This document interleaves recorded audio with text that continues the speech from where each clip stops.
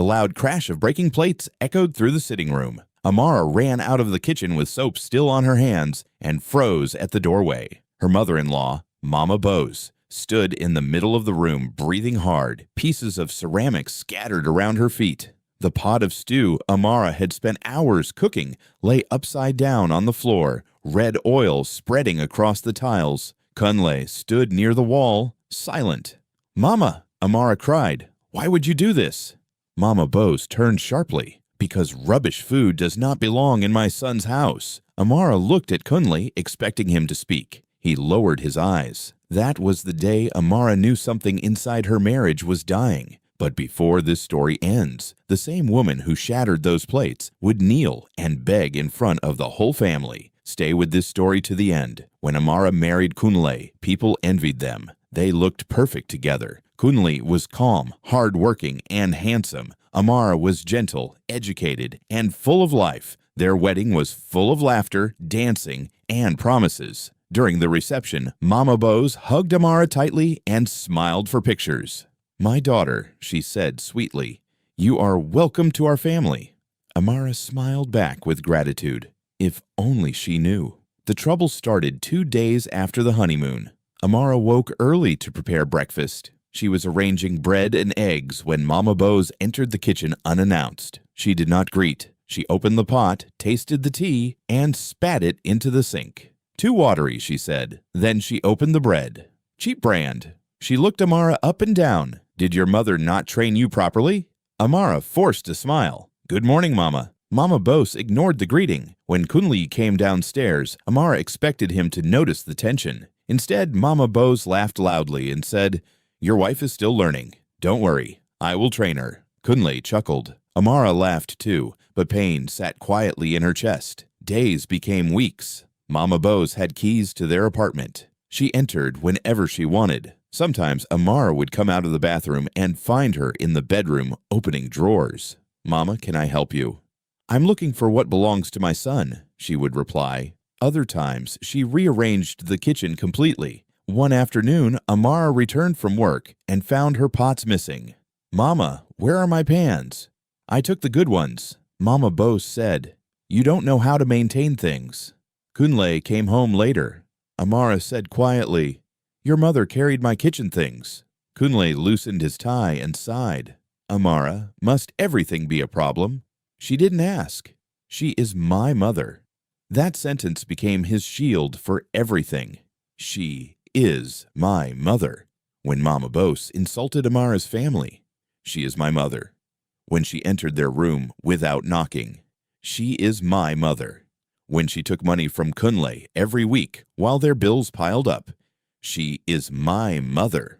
Amara began to feel like a visitor in her own home. Then came the public humiliation. Mama Bose hosted a family lunch on Sunday. Aunties, cousins, nephews, everyone came. Amara cooked jollof rice, fried chicken, and salad. She worked from morning till afternoon. As everyone ate, one auntie smiled. "This rice is sweet-o." Before Amara could thank her, Mama Bose laughed loudly. "Sweet? You people don't know good food." I had to correct everything she cooked before serving. The room erupted in awkward laughter. Another auntie added, "Young wives of nowadays." Amara smiled weakly. Later in the car, she turned to Kunle. "You heard what happened?" Kunle stared ahead. "It was just a joke. It embarrassed me." "You are too sensitive." Amara looked out of the window so he would not see her tears. If you've ever been blamed for feeling pain someone caused, drop a comment below. Months passed. Amara wanted peace, so she kept trying. She bought gifts for Mama Bose. Rejected. She visited with groceries. Criticized. She called to check on her. Ignored. Then Mama Bose changed tactics. She began poisoning Kunle's mind. One evening, Kunle entered the house angry. "Why did you insult my mother?" Amara blinked in shock. "What?" "She said you told her to stop coming here." "I said she should call before coming." "So now my mother needs appointment?" "That's not what I said." Kunle banged the table. "Respect yourself." Amara stepped back. That night, she cried quietly under the blanket while Kunle slept facing the wall. Another week, Mama Bose called Kunle while Amara was cooking. Kunle listened silently, then cut the call and turned. "My mother said you refused to greet her yesterday." I greeted her 3 times. She said you hissed. Amara laughed in disbelief. Kunle, do you hear yourself? Don't call my mother a liar. He stormed out. The house grew colder. Conversations became arguments. Arguments became silence. Silence became loneliness. Then came the issue of children. After 1 year of marriage, the questions started. When are we hearing good news? Is everything working? Who has the problem? Mama Bose never asked gently. One afternoon, she placed herbs on the table. Boil this and drink. Amara looked confused. Mama, I'm fine. Mama Bose folded her arms. Then why are you empty? Kunle said nothing. At night, Amara whispered, Why didn't you defend me? Kunle replied, She only wants grandchildren. I am not a machine. He turned away. Sleep. Amara felt invisible, but the wickedness had not reached its peak. One Friday, Amara opened her jewelry box and froze. Her wedding gold set was gone. Necklace, earrings, bracelet, everything. She searched drawers, wardrobe, bathroom, bags. Nothing. When Kunle returned, she rushed to him. My jewelry is missing. Kunle frowned. How? I don't know. Before they could talk further, Mama Bose walked in. What happened? Amara answered quickly. My wedding set is gone. Mama Bose gasped dramatically. Ah, Kunle, I hope she did not sell it secretly. The room went still. Amara stared at her. Excuse me. Mama Bose shrugged. People do desperate things. Kunle looked at Amara strangely. Amara's voice shook. Are you suspecting me? Kunle said slowly. Just answer clearly. Did you sell it? Her heart cracked. You believe this? Did you or not? Amara slapped the table. No, Kunle shouted. Then stop shouting. Mama Bose shook her head sadly like a saint. That night was the biggest fight of their marriage. Words flew like stones. Kunle said, You have changed since marriage. Amara replied, No, your mother removed the blindfold from my eyes. He pointed at the door. If you can't respect my mother, leave. Amara packed a bag. She reached the door. Then she stopped. Slowly, she dropped the bag. She turned around with tears in her eyes, but something stronger behind them.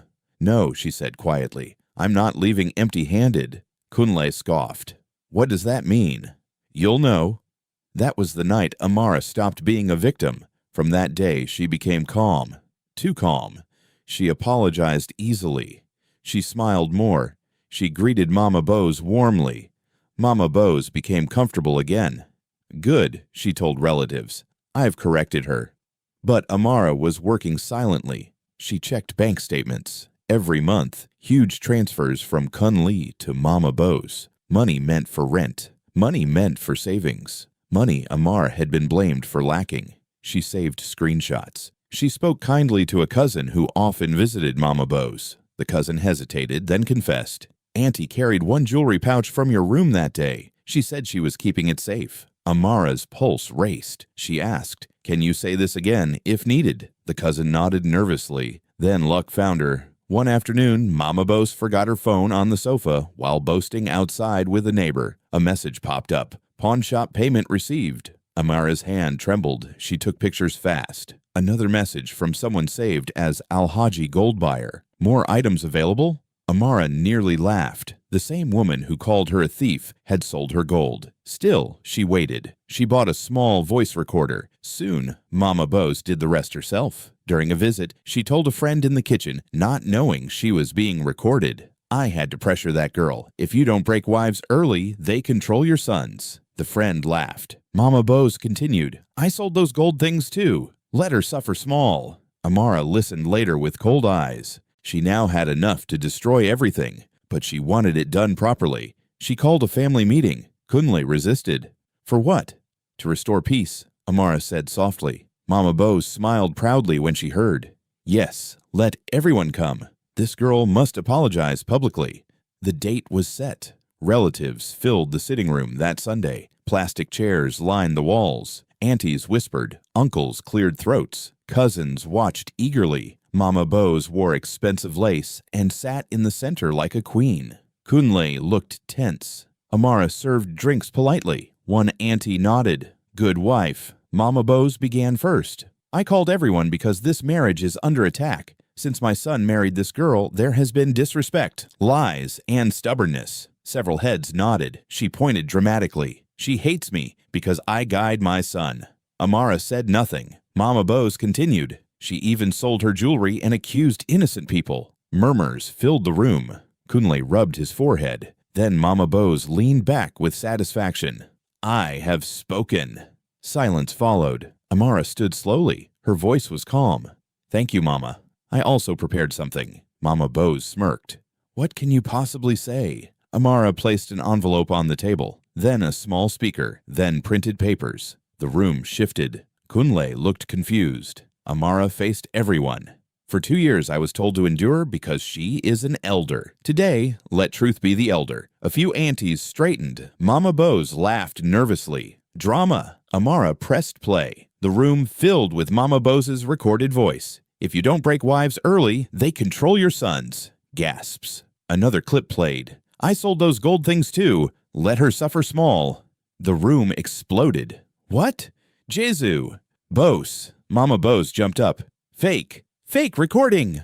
Amara calmly handed out printouts. Here are monthly transfers from Kunle's account to Mama Bose, while she accused me of wasting money. Kunle grabbed the papers. His face drained. Mama, you said you needed medicine. Mama Bose stammered. I did. Amara placed more photos down. Pawn shop messages, payment alerts, date matches the day my jewelry disappeared. One uncle shouted, Bose, answer! Mama Bose began sweating. It was temporary. I meant to return it. Amara turned to the cousin. Please tell them what you told me. The cousin swallowed hard. I saw Auntie take the jewelry pouch from their room. The room fell into chaos. One auntie covered her mouth. Another said, This is disgrace. Kunle looked at his mother as if seeing a stranger. Mama, why? Mama Bose burst into tears. I did it for you. She wanted to take you away from me. Kunle stepped back. No, you took me away from my own marriage. The words hit like thunder. If you're still watching, this is where everything changed. Like the video if justice matters to you. Mama Bose turned to Amara suddenly and dropped to her knees. My daughter, forgive me. Amara looked down at her without triumph. The woman who once scattered food on the floor now knelt among broken pride. Stand up, Mama, Amara said. Mama Bose clutched her wrapper. Please don't disgrace me. Amara replied, You disgraced yourself. The room went silent again. Kunle moved toward Amara with tears in his eyes. I am sorry. She looked at him steadily. For what exactly? For not believing you. For shouting at me? Yes. For calling me names? Yes. For watching me cry and doing nothing? Kunle lowered his head. Yes. Amara nodded slowly. Good. At least today you can hear. He reached for her hand. She stepped back. Sorry is a beginning, not a solution. Kunle whispered. What do you want me to do? Amara answered clearly so everyone heard. First, boundaries. No one enters our home without invitation. Mama Bose sobbed softly. Second, separate finances. No secret transfers. Kunle nodded. Third, counseling. He nodded again. Fourth, if your mother insults me once more and you stay silent, I leave peacefully and permanently. The room held its breath. Kunle said, I agree. Mama Bose cried louder. Kunle! He turned to her. No, Mama, enough. For the first time in his life, he chose his wife in public. Some aunties looked shocked. Some looked impressed. One uncle muttered, long overdue. Amara picked up her handbag. I'm staying with my sister for 1 week. Use that time to decide whether you want to be a husband or just a son. She walked toward the door. Kunle called after her. Amara, please. She paused, but did not turn. I loved you, she said quietly. You made me fight for basic respect. Then she left. That week felt longer than the marriage itself. Kunle called daily. No answer. He sent messages, no reply. He visited her sister's house, turned back at the gate. Meanwhile, relatives who once mocked Amara began calling secretly. You were patient. You handled it well. We did not know. Mama Bose stayed indoors, unable to face neighbors. People talk fast when pride falls. After 7 days, Amara returned. Kunle had changed the locks. He had opened a joint savings account. He had booked counseling. Most shocking of all, he had framed one note on the wall. Silence destroys love. When Amara entered, Kunle stood up. "I don't deserve another chance," he said, "but I am asking for one." She studied him. "Where is your mother?" "At home." "Angry?" "Yes." "And you?" "Growing up." For the first time in a long time, Amara almost smiled. Healing was not instant. Trust did not return overnight. Some wounds need honesty before they need time, but something had shifted forever. Mama Bose still visited eventually, but only after calling. She greeted Amara properly. She never touched another drawer, and whenever tension rose, Kunle spoke before silence could betray him again. Months later at another family gathering, an auntie joked loudly, "Bose, you have become humble, oh." Everyone laughed. Mama Bose forced a smile. Amara sipped her drink calmly. She no longer needed revenge. Respect was enough. Many women leave too late because they are told endurance is virtue. Many men lose good wives because they mistake silence for peace. And many mothers destroy what they claim to protect. But in this story, the woman they thought would break chose to fight back with truth. If you enjoyed this story, like the video, subscribe, and comment. Truth always wins. And tell us honestly, would you have forgiven Kunle after everything?